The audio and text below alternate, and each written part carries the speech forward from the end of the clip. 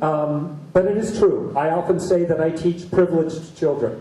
And that's in the sense that for whatever reason, most of them some of them have jobs, some of them have 2 jobs, some of them have very important jobs, some of them, but all of them have made the space in their lives to come in and be in the school with their children and to own a school on behalf of their children. In my dream world, that's how every school would operate.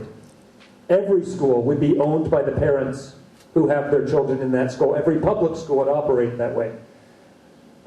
I think I look here and I say it's not true that Greek parents don't come and hear and want to learn about these things. Because 300 people turned out on a Friday night when I was here last time. Look how many people are here now to learn about this. I think there's a lot of curiosity. I think when they ask the questions about cutting with scissors, that's all they know. And I think, like I said before, it's a journey. We can't get there tomorrow. Finding meaningful ways for parents to be in the school and participate, so often it makes teachers nervous to have the parents around. Maybe some of you feel that way. If you are in a traditional teaching environment, and think about this if you're a parent as well, and the teacher gets a phone message that says, "I need to talk to you," that's a scary message as a teacher. That's going to be something bad, normally. As a parent, I encourage every parent to stay in constant contact with your child's teacher. Not to always have complaints. In fact, 90% of the time, it should be, "Thank you for this," or asking a question. Not accusing them of something. If you have a criticism, make a sandwich out of it. "Thank you, thank you, thank you, thank you, thank you, thank you. Oh, by the way, you're great, you're great, you're great, you're great, you're great, you're great." This is the way you get people to listen. Because it's a frightening thing, because we in some ways, we end up with an adversarial relationship between teachers and parents. But partnership between parents and teachers is the secret to transforming. Ultimately, if we are going to re-educate and de-educate, it's going to take an alliance of teachers and parents and students working together. So one of the things that we do is that parents in our classroom, they're not just there to clean. They're not just there to cut out shapes. I give each one of them a meaningful job in the classroom. They have meaningful responsibilities. They are in the middle of what we're doing. And do they make mistakes? Of course they do. But what's more important to the children is that mommy or daddy is here, giving me this time and showing the importance of what education is to me. So I think it's about opening a dialogue between teachers and parents. To me, that's one of the key things that we can start doing now. And it will not be easy, because there's a lot of people who just think, well, you do your thing and I'll do my thing. And we need to realize that if we are really going to transform things, we need a partnership between, if you have parents and teachers and students together, and I'm talking about older students, but also younger ones, that alliance is the most powerful in the world. You can change any government with that alliance. No one can defeat you if you could pull that one together. We have to change both social and educational pedagogy. That means we have to change parenting. I mean, I don't know who will change it, but parenting has to change. It's not only teaching and education, parenting as well. And if we get parenting and schooling, we got about 90% of it, I think. Make it 80, but we got the real chunk. Now, how to change the parents? How to change? I mean, this is the way. This is the way. If we want, I mean, as a teacher, I would say that it's the responsibility of the teaching profession in any form to improve themselves, to improve ourselves, to develop ourselves, so as to have the authority to talk to parents and the authority to listen to parents. Because it's not an authority, it's an honor. And if a parent listens to you, or he comes to you with a problem. I've been meeting parents every 3 months for 30 years, and they come out and ask me, how are the grades? But yes, okay, the grades, and how's my son or how's my daughter? How do you mean? Well, she doesn't talk to us. 16-year-old. She doesn't talk to us. We don't know. And I can hear the fear. Is she doing drugs? Is she doing drugs? Do you know something we don't? Comes to you. I've been meeting parents. Yes, I think that one of the toughest jobs is being a parent. I know that. You're going to find out. And there is no school for being a parent. Yeah. So our schools should play that role. Teach parents how to teach, not in the way we teach history and maths. You know. Parents need an ear to listen to them. Also, they need to learn things. They want to understand the new ways and how you think about their kids, and they need to find a person to love their kids. And if you can't be that person, then the bonding is so strong that you can change the whole village, the whole city. The whole system. It's really very important to have that connection, and maybe the parents grew friendships between the one and another, because they also want to get involved with friends, and the school can play this part, this role. It's very important. To educate, we need some sort of detachment, and it's too much to ask the parent to have that detachment, because it's their child, it's part of themselves. So they need support in giving leeway to the child. It's been said by poets, by philosophers, okay, but it's very hard to do in a totally unsafe society where we fear, our shadows. It's too much to ask the parents to have that detachment and to let the children be at a distance, being there, but learning how to be, not pushing, So there is a role. The teacher has a role. The leeway giving support. There you are. First of all, it's very hopeful that many of us survived the Greek educational system and haven't completely killed our child in us. I want to say something from my experience in public Greek schools. I'm not a teacher, I'm a psychologist. I think that there is a very big conflict between teachers and parents, and in that moment that we live the Greek crisis phenomenon, there is a very hostile behavior from parents to teachers. So teachers fear the parents, not the child, the children, I think. And I've seen that, and I think that it constructs an apostasy, a distance, yes. And I think that it's very difficult to get together and work for that change that we want. I think that Mr. Yannoudis before asked for a suggestion. I think that it would be very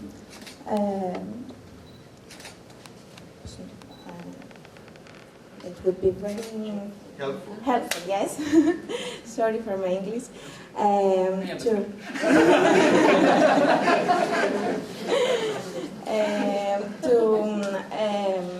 To make a team of people who want this change and to go all over Greece to schools to communicate with parents and teachers in schools, in public schools, in order to give them these ideas and maybe have some funds too. Okay, thank you. I'll just respond to that just quickly. The same is true in the U.S. For the most part, there is this divide between parents and teachers, and there's a lot of suspicion.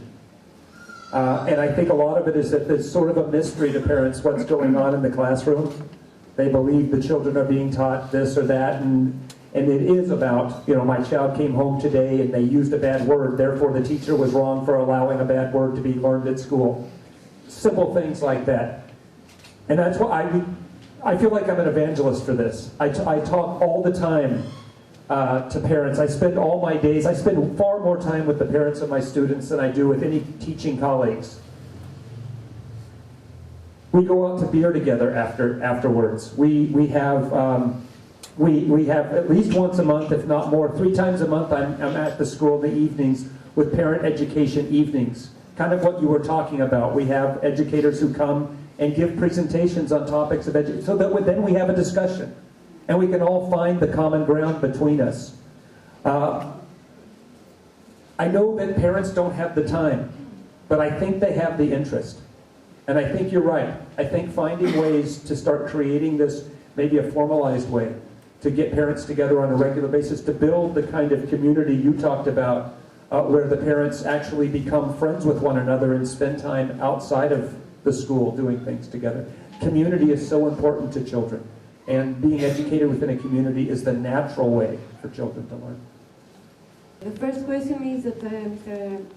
Tom, yes, when you see the children make rules, do these rules depict the grown-ups' word? Are there hierarchies in their teams? Are there bullies? Do you let them do that? Don't answer that. And the other question is that Angelos well, I ask this as a mother, as a worker, and as maybe a future teacher. I strongly believe that if you are a teacher, I agree with Angelos that your enemy is yourself. So maybe he would like to give us some examples of himself being enemy to what he's trying to create and the solution. And it helped that it was a small society, that parent could be friends with other parents and teachers could be friends with parents. So maybe the answer is to be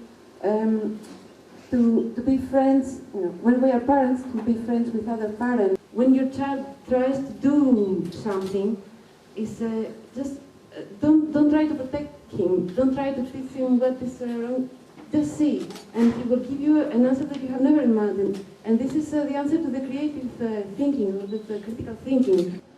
And when they all say no, then that means we've agreed that we shouldn't be hitting each other. One of the interesting things of whether the children's rules reflect the adult rules, believe it or not, as an American in Seattle, Washington, people are very anti-guns in the United States. Our parents are just and we have, in fact, in our schools, if a child even does this and pretends to have a gun, they can be sent home for the day in our public schools. They're very, very strict about pretending like that. And for my first 10 years of teaching in my school, one of the rules the children always made was no weapons. Now that probably came from the parents. It probably came from their upbringing. They said no, and I felt like teachers would say, how do you deal with it? And I said, well, the children always banned the weapons. They banned real weapons, and then they would ban pretend weapons. That doesn't mean they didn't play weapons play. It just means they'd agreed. They stated a goal that we wouldn't have, it scares some of them. And so I felt like I was kind of off the hook. I never had to make a decision about that, about whether to permit it or not, because there's a lot of positive things about that kind of play. About 3 years ago, we added older children to our school, and we started the process of rulemaking. And we got, sure enough, one of them raised their hand and said, you know, no weapons. And I just assumed we were going to do it the way we always do. I say, sure, okay, nobody wants real guns here or real knives, no real weapons. I said, and what about pretend weapons? Just assuming they would all agree. Oh no, Teacher Tom. We can have pretend weapons. And so as a person I've never even touched a gun in my life. I mean, that's the level I'm at. My heart went in my throat, and I said, what do you mean? Aren't you going to be afraid when somebody's doing this to you? Oh no, Teacher Tom, we know the difference. So for the first year, we had children shooting each other in class. In fact, because they were, you know, it was free play, especially when we were outside. It wasn't just the boys who did this, the girls too. We had 20 kids outside. That's what they did almost all day long, was shoot each other. So in this case, their rules did not reflect the adult world at all. And I stood there with parents, because like I said, I'm working with the parents all the time, and we're sitting there going, this is pretty ugly. And it was especially bad when people would come visit the school to consider enrolling for the next year, and they would see all their children just murdering each other. And one day we were standing there, and the children had taken these swimming pool noodles, you know, those big styrofoam things, and they were using them as whips, and they were beating each other with these. And there were good guys and bad guys, and it would just look awful. And one of the parents said to me, Teacher Tom, I think this is one of the times we're going to have to make a rule. The grown-ups are going to have to make a rule. And we'd never done it before. So I said, okay, I'm going to go and I'm going to play with the children. I remembered playing these games as a boy, and I don't remember them being particularly violent. So I went and I got in the middle of the game. I sat down and I said, I'm a bad guy. And the children all stopped. So I interfered with their play completely. It was bizarre that an adult would come in and do this. And I said, and little Marat looked at me and she said, Teacher Tom, are you a bad guy? And I said, yes. And she said, I'm queen of the bad guys. And Diego was outside of the boat, and he looked at me and said, Teacher Tom, are you really a bad guy? And I said, yes. And suddenly I was under this hail and being beaten by these swimming pool noodles. And then the good guys took off running and left us bad guys there in the boat. And as soon as they left, Marat looked at me and said, well, Teacher Tom, I'm queen of the bad guys. You can be the king of the bad guys. And then Rex said, I'll be the guard of the bad guys. And another child said, I want to be the maid, and started cleaning up. We were choosing our bad guy roles, and then the good guys came back and the battle started again. And I noticed something. In the middle of all that play, in the middle of this violent thing that the adults had decided was forbidden, and that we often forbid, the children were talking to each other. No, don't hurt me. That hurts. You're on my team. Stop doing that. No, let's do it this way. They were negotiating their play in the middle of this, what looked like violent activity. In fact, what they were doing was building a community. They were doing democracy with each other and listening to each other in the middle of the play. And if you really think about it, that's what you did when you were young too, when you had the opportunity to be out there playing freely. That's why it doesn't scare you, because you have the control. You mentioned bullies. I just can't imagine a child under 5 being a bully. It's science. They're experimenting. Some of them, I think if a child's behaving that way, there's something wrong in their home. And that's why I love having the parents in my life, because I can then actually, usually it's not me, I can go to some of my other parents and say, you know what? Go visit their house. Find out what's going on there. And we spend time as a community. Very often the parents police themselves that way, and they talk to each other.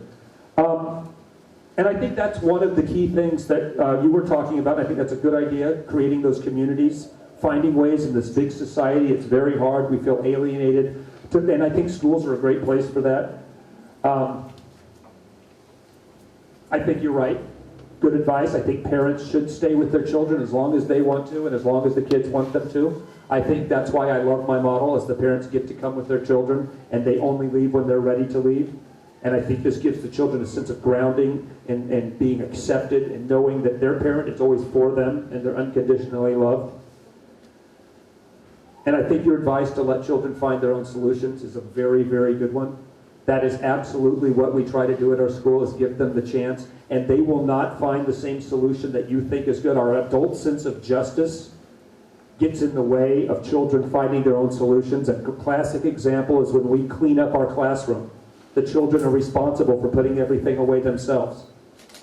And as they're doing this activity, and I'd be happy to talk about how we get them to do that, but as we're doing this activity, as they're taking ownership of the school and we're putting things away, there was one day there was 2 kids fighting over the block. I want to put it away, I want to put it away. They were tugging it back and forth. And then after a while, and I sort of just put my hand on the block, and I said, we all agreed we can't take things from each other. She said, I want to do it, I want to do it. Another child came over, said, you can do it together. By the end, we had 10 children carrying 1 block over to the shelf to put it away. As an adult, I never would have come up with that solution. There's another little boy who never helps clean up. He stands off to the side. It was driving me crazy. Until I realized what he did is every day, as soon as the children would put everything in the box, he would get the lid and put the lid on the box. And I thought, how unfair, because I'm a grown-up. I don't know. I'm an idiot. The children knew better. After a few days of this, I watched. The children would first go find the lid, give it to him. They would do the work, and then he came and put on the lid. They found a way to make it fair on their own. Let them find their own solutions, I think, is absolutely true.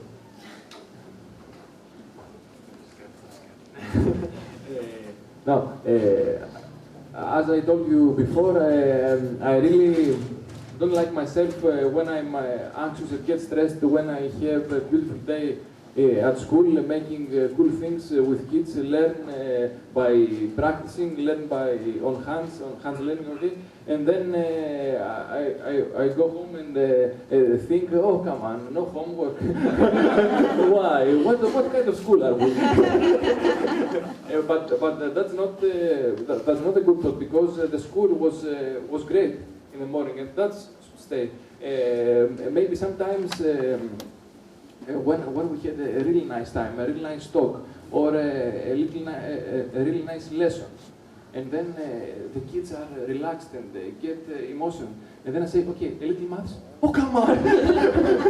No maths now, let us go outside and play, and I really don't like the idea of pushing myself to do maths at that time when the kids are expressing themselves and feel some emotion. Maybe some of them maybe cried, and I said, oh, maths. Come on, what maths? And I really hate myself when I advise a lot. This is a major problem for families and teachers. We advise a lot, and the advices are not so good because the kids should see the solution, should see what's going on, and then learn the lesson. I've heard about for a school, for a project in Cyprus, a food project. They wanted to see how the kids get feed, what kind of food do they eat, and something like that. And they chose a school that didn't do anything. Then they went to another school and they gave lectures about the quality of the food, the lectures at the teachers, the kids, the families. And they went to another school and they say that in every break the teachers should eat an apple. And the school that changed their food habits was the school that the teacher ate an apple and didn't say anything. So that's what school is a way of living. And that's what we should do. Just a thought on symbols. Symbolic behavior is part of our being, of our nature, and we should let it free. Symbolic, any symbols that children use should be respected and, of course, watched. That's a very important part in upbringing. I want to point out that ISIS in Iraq are human. They're not inhuman. They have some problems with symbols. The human being is always capable of killing. It doesn't lose that. Now, symbolism is the way we deal with our aggressiveness. ISIS do not deal with their aggressiveness. They've been brought up in the wrong way. Not in the wrong religion, in the wrong way. That walls are built out of fear within the society. I'm a huge fan, and you probably follow camps like Timbernook, where children are taken outside to learn outdoors through experiencing ventures in sort of the wild. How does a teacher, especially with young children, take their children through this journey and experience while also be covered in terms of safety, especially in state schools? How can somebody be, experience all this? I'm thinking if I should answer that the way I want to in a public forum. Every day, as a teacher, I'm at risk because I want children to experience their risk. And every day there's a chance that one of them will get hurt. I tell the parents from the first day, and I repeat it over and over, expect your child every single day to come home covered in mud, water, paint, snot, and blood. And so I want to prepare them for the fact. Now, I'm lucky because I'm not in a state school. I got my isolated audience, and I tell them from the start that this is part of what it is. One of our founding mantras of our school is the only way to find out about asphalt is to fall on it. So we let our children have those experiences. I think in a state school, I think we need to really consider, I think the United States is worse than Greece is about this. Our liability issues are enormous. You can get sued for all kinds of things. Now, that's a fear. The truth is that people don't get sued as often as we think. We hear about it, but we can't live that way. As teachers, I think one of the most important things for me is to be bold and understand that tomorrow it might all go away. Part of that is because I am a man working with young children, and automatically that makes me suspect to some people. When I first started doing this, one of my mentors, a man named Tom Drummond that worked at the North Seattle College, I said to him, when I was considering becoming a teacher, I said, what would I do if I got accused of abuse of some kind? And he said, well, you had to have no choice. You would have to move to an island somewhere. So I live with that every single day. Well, hopefully it'd be a Greek island. Be a wonderful place. But it's I think that it's what you were saying about fear. Often I say to myself, I have to put my fear right here on my shoulder, and I have to move forward with my fear on my shoulder every single day. I try to take it out of myself and put it here, and that's hard to do. It's hard to ask other people to do that too. Taking children into nature should not be a fearsome thing. This is their natural habitat, and we need to continue to remind people of that. And I'm in the middle of a city, very much like right here, in the middle of Athens. So we don't have nature close by. But I think our nature is concrete. Our nature is some grit and some grime. Our nature are the homeless men and women who we come across, who may have their mental facilities and may not. Our nature are cars and trucks and traffic. This is part of the nature also. I think it's outside that's important. And you create those outside opportunities no matter what. I love doing this comparison. The single most dangerous thing you do with your child, and you do it almost every day, is put them in a car. It's a car and a swimming pool. Those are the two most dangerous, and we do this. Most children who do not live in cities, who do not spend all their time in cars like that, they do other things that are dangerous. One of my examples I like to use is the Inuits, what we call Eskimos sometimes. They give their 2-year-olds knives that are sharp enough to cut the blubber off the seal. We would would never give our 2-year-olds a tool like that. But for them, this is essential. And the children, 3-year-olds, can sit there and use their knives in ways that probably none of us can. We all, if we really step back and look at it, we walk. We let our children walk on the sidewalk. They're, oh gosh, here, the motorcycles are running over your feet. This would be a true American. This is shocking when I walk around in Athens that there's a motorcycle right behind me. And he doesn't slow down either. To me, this is so dangerous, and I'm sure you and your children are growing up in this environment, in this nature. We take incredible risks every single day of our lives that we don't even acknowledge. So why it would be frightening to take children into nature is bizarre to me. Go to their school, and you come across many challenges. My question is why?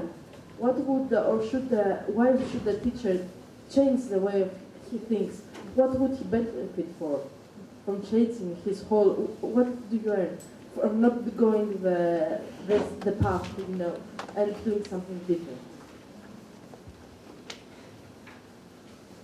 I think the answer is pretty obvious at this. I don't think there is a question. There is no. Teaching is what you are. Teacher is what you are. You don't get benefit by teaching. This is your life. You come from your soul. Yeah. You can't do anything else. So that's what we do. What we do. We are trapped in teaching.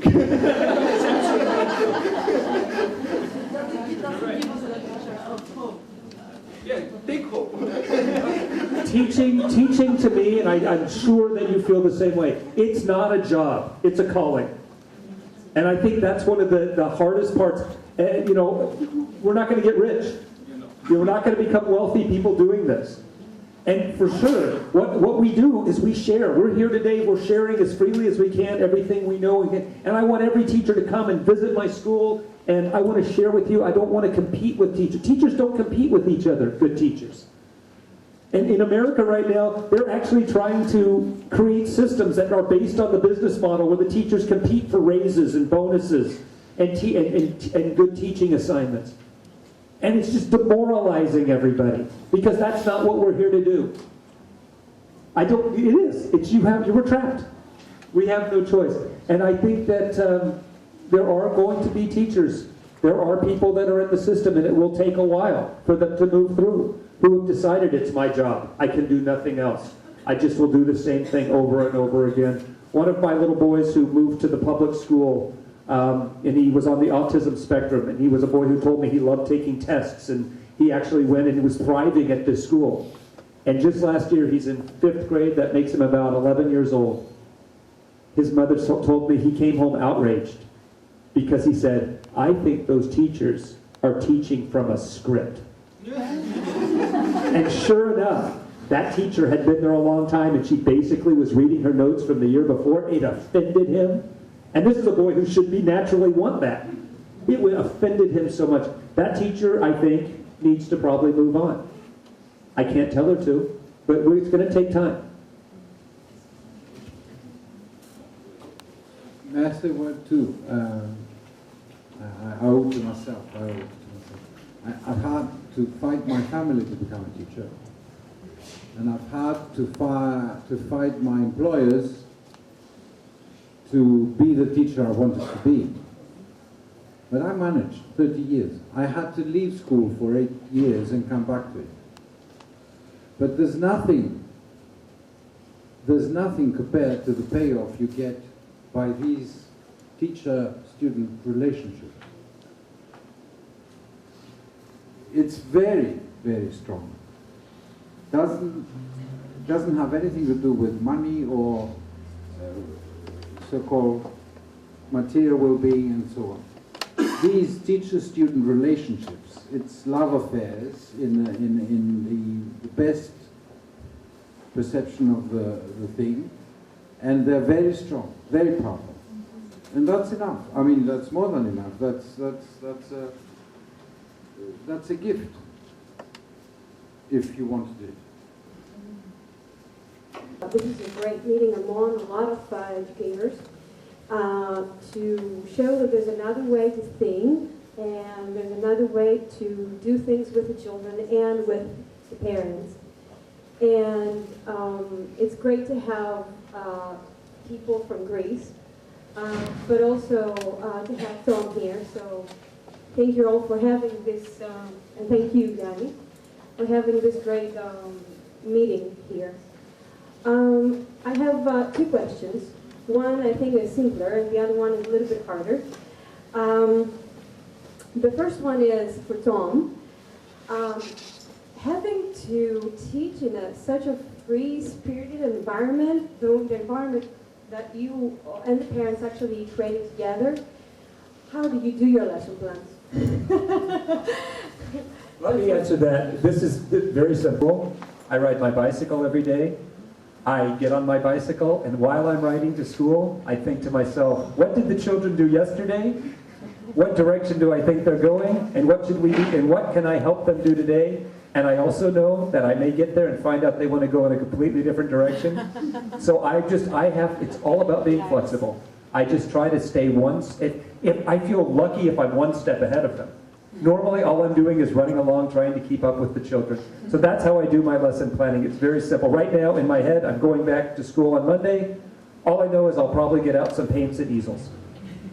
That's all I'm aware of doing right now. Excellent. Winning his habits. And as educators here and teachers, I know that if you want to be a good teacher, you need to win your habits because you grew up in a certain way, and you wanna do the best you can for the kids and for the families you serve. How do you help parents win their own habits? And what's that turning point for the parent to win their habits? Because some parents are ready to do it and they're ready to follow you, but some others need their own time. And I think this meeting that we have here, this is a very important meeting for Greece and Athens, for the whole country that we have. I feel it's very important because this is the time now we can change education here in Greece. Parents have some thoughts about what education should be. And you are here to say to them what you believe. And maybe you should say it again and again and again until they understand that what you're doing is really important and you know what you're doing, because after all you studied, you know your job. So even though parents were anxious sometimes and asked, what's this? What is Fourfoura to be? Why you should have the kids make salt? Okay?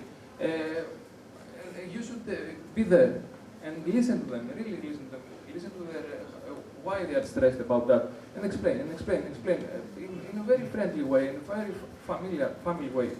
And now after 5 years, we managed to sit a priest on a stability ball. Oh. Yes. It is the ultimate.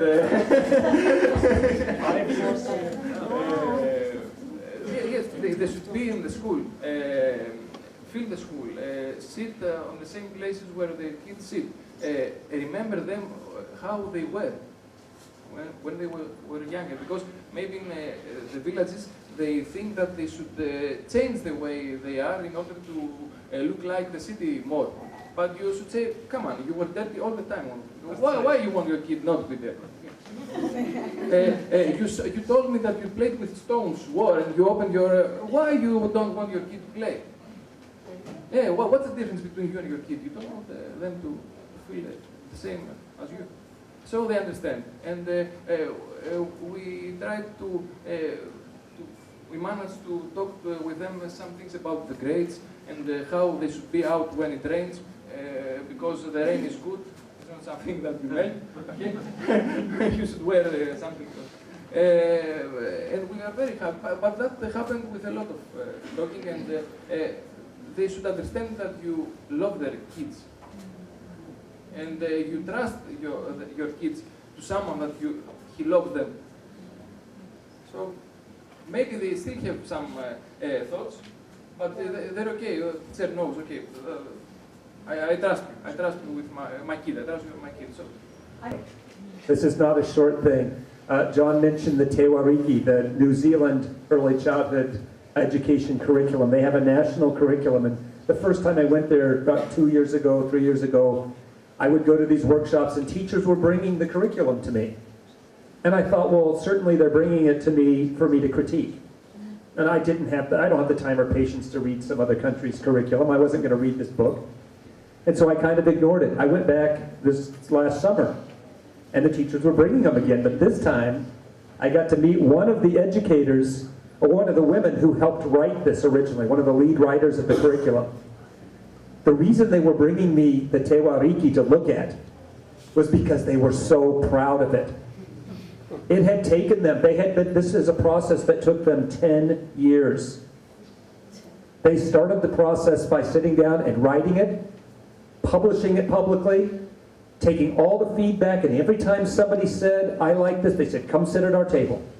And they invited the people from the Maori population, from the special needs population, from business community, from every single place they kept rewriting it. And rewriting it, and rewriting all of it in the public eye. Every single draft was there for everybody to comment. It took them 10 years to write this. And in that process, it was such an incredible democratic process. Everybody had a say, and when they got done, it took a long time. Business guys, like John used to be, it drives them crazy. But you know what? Everybody's happy with it now. There's not battles over it anymore. And only when they were done with their curriculum, they've written it, they've got it, they're happy, they're implementing it. Only now have they decided, now we have to find out how we're going to evaluate it. So often we start with what's easy to measure. In America right now, it's all about literacy and math, because you can measure those things. And so that's what our schools are getting narrowed down to, is literacy and math, because you can measure those easily. You can't measure emotional stability very well.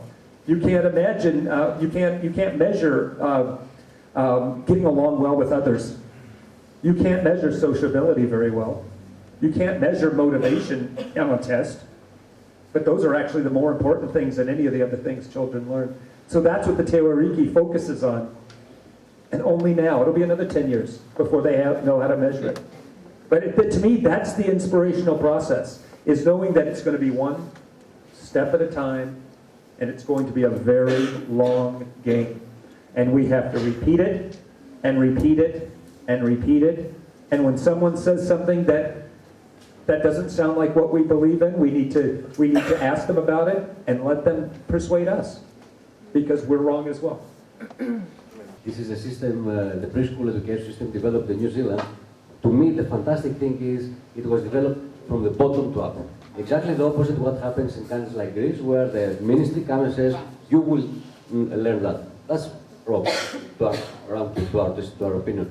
In New Zealand, I think, Tom, it was 5 or 10 years, 5 years they were doing that. 10 years. 10 years? They started it for 10 years. They had formed committees, I believe, from every single minority of the country. And imagine, New Zealand is a country of 4.5 million people, like whole Athens. And they had formed committees. Every single minority was represented in that committee, working for 10 years to create a system good for everybody.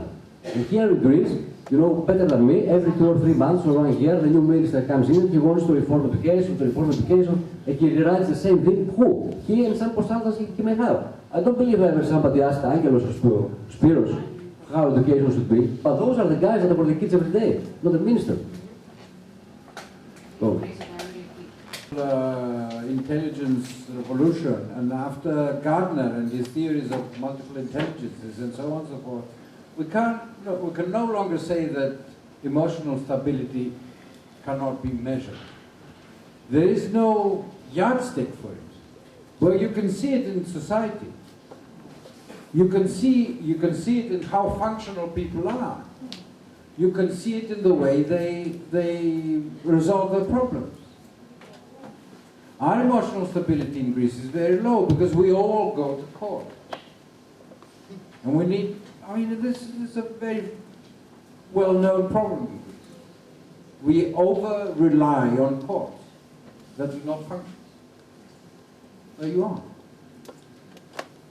So it is measured. It has a very measurable impact on the way we live and on the way we seek happiness. Time I have discussions or conferences about children, I have a fear in me, and I will get it now out. Because we decide from children, and children are not here. So I need to say that each time we have to make decisions having kids inside us. Many times we take decisions, even if we are the Prime Minister or everyone else, that fulfills our dreams, and as a teachers also, and as parents, because we tend to have too much control on things, and we lose the journey, and we start having certain points at the end of the journey. So I kind of disagree for the how much parents should be in schools, because I feel that the school is the job of our kids, and we have our own job and our own life. Certainly in this era we're living, we need to communicate, and this is the difficult thing we have, the adults between us. The school can give this hint and this time to get that, but I think until the age of Angelos or Spiros, that they're pupils, I think we should leave kids to live their own lives and to have the responsibility of having solved problems about how they are doing with their maths and with other things in the school, that it is their own responsibility. We only have to show them what makes us happy in our life and to talk about these things. The first time I had the school, I had a mother that had a child. Let's say that the name of the child is John, and John was there in his leg, and let's say Irene was there, the teacher, and said, Irene, do you think he wants to eat? Irene, do you think he's happy today? Irene, do you think? And the child was there. Ask him. It's very, very simple. So I have this feeling anytime that I have a dream for children, but is this my dream or it is the children? I think that the most fair thing should be like I'll take these three ages, and I would take the kids of Angelos to make the metamorphosis needed for the kids of Tom and the kids of Spiros to make the rules for the school. They need the smaller children, because I see that in my kindergarten they could do that. And if the teachers are like you, that I feel that you honor your job, they would help him to make these changes in their lives. But I will continue. Stop with this. I would like to hear from you what Robin Williams heard and let kids heard in this movie of the Dead Boys Society when he got it in this hall and he introduced the school and he told the kids hear what was here before you, and I would like to hear from you what you hear from children, what the needs should be socially maybe, or what they wanted to have in schools, so that they have the schools that they don't want to break them and they want to protect them. The kids protect the schools and not the police or teachers or any other. This is the question that I would like to hear from you. Your fear is valid, that children get left out of processes like this. And I'm so glad you said that. And that's why when I say the alliance is parents and teachers and children, and they actually need to lead. Even very young children can lead a process, and they know what they want. One of the things that's very true, and you all know this, you were in schools. Most of us were in pretty traditional schools. Children don't like school for the most part, especially as they get older. And the reason they don't like school is because they love freedom.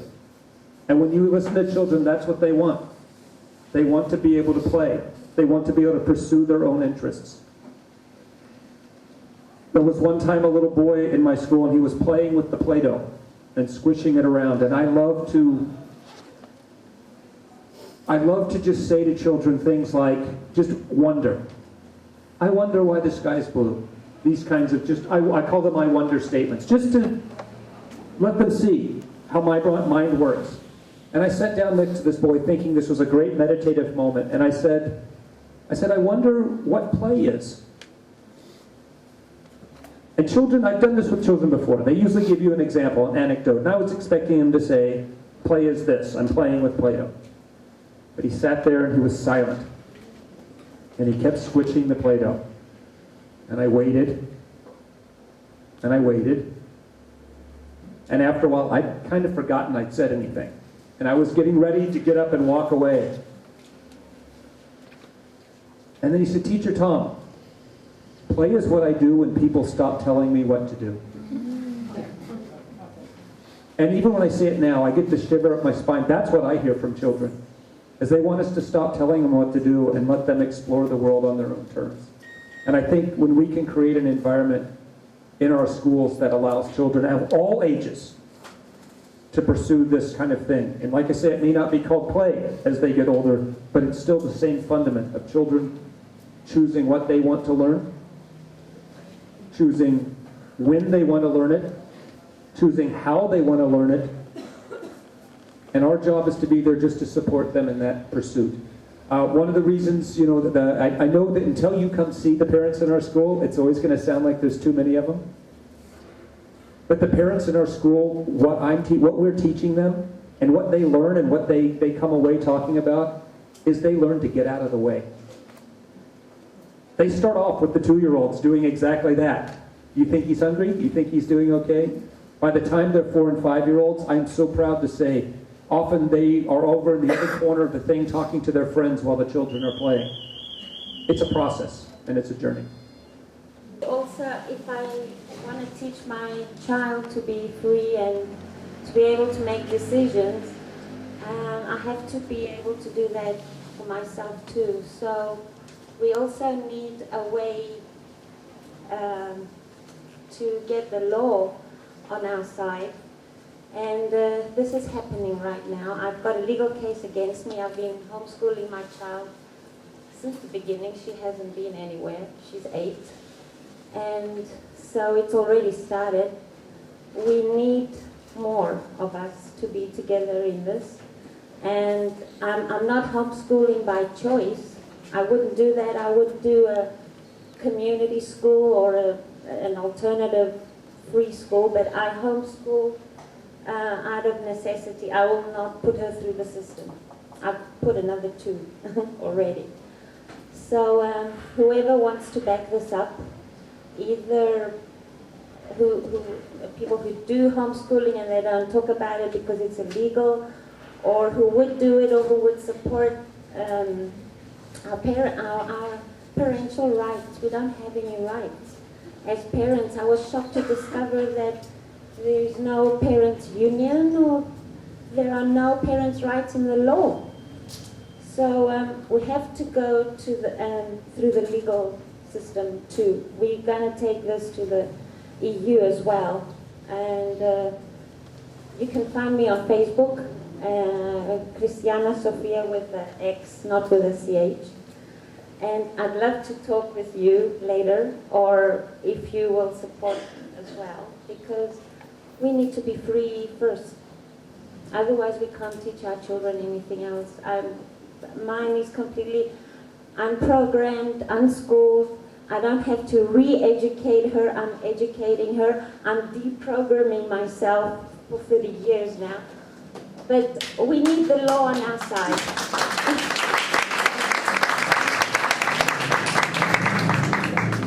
And there is happening something very weird. Place in this Constitution, it's written that the parent has the right to choose what kind of education their children will have. And we don't have a law to support that constitutional right of us. alternative, yes. So I think, parallel of all this, I mean, forgot to introduce myself, I call myself a parent activist, because I believe education, knowing the world around us, starts from day zero, even before in pregnancy. So the first thing that you said before is very, very, very critical. Teachers and parents to re-educate ourselves about our children, to get rid of this funny idea of Middle Ages that the children are property. Children are not property, they are humans. Humans cannot be property. I mean, I know there's labor on the planet, yes. But we don't want our children to have that idea that this is okay. They're human. So they cannot be the property, not of their parents, not of their teachers, not anybody's property. So, the first thing, of course, we have to do is to go together, come together, teachers, students, and parents, and try to change all the stuff in this way. The other is what Christina said, that we have to demand our constitutional right to be pictured in the law. I mean, we pay taxes, right? We pay taxes, and they're supposed to come to us, like education, health, social services, and stuff.